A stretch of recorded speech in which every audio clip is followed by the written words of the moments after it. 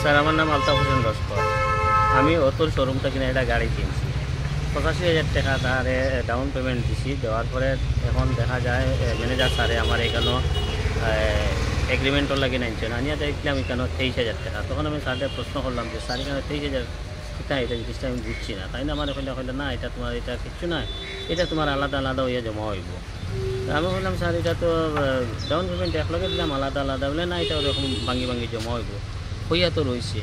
এখন দেখা যায় যে এখানেও খালি 23,000 টাকা জমা, আর কিচ্ছু নাই। তান দিয়ে আমি বললাম স্যার আমার ডিটেলসটা দেন। তখন তাই দিতে এটা দেন না, না দিয়া আমি এখানে গতদিন ব্যাংকও গেলাম, ব্যাংকও গিয়া তানতে পাইছি না।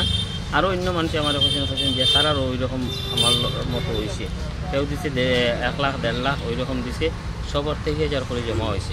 তারপরে এখানে ব্যাংকও গেছি আমি একদিন গিয়া ইয়েটা আনার, এখানে গিয়া পাইছি না, না পাইয়া তারপরে আমি বাইরে গিয়েছি, আইয়া দেখি তাই গেছেন যে অটল শোরুমও, এখানেও গেছি, এখানে গিয়া তানতে কইলাম আমি। হওয়ার পরে ও ফাইন আমার এটা দিতে রাজি হইল না। তারপরে কোন যে না তোমার এখানে 23,000 টাকা জমা হয়েছে। আমি বললাম স্যার আমার বাকি টাকা কই গেল? তাহলে এটা আমি জানি না, এটা তুমি জানো আর তোমার শোরুমে জানে, এই ব্যাপারে আমি কিচ্ছু করতে পারতাম না। যার কারণে এখন আমরা টাঙ্গিরখাড়ি থানার উপস্থিত হইয়া আমরা সব জায়গায় এখানে হইয়া থানুকে ভাইয়ার একটা দিছি। আর এখানে যদি আমরা সুবিধা পাই না তাহলে তো আমরা পরে অন্যদিকে যাই। Union bank finance, Sonai road branch.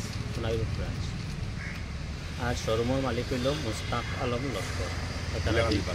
Hailakandi বাসা, তারা দুইজন, হাইলাকান্দি রাঙ্গাউটি।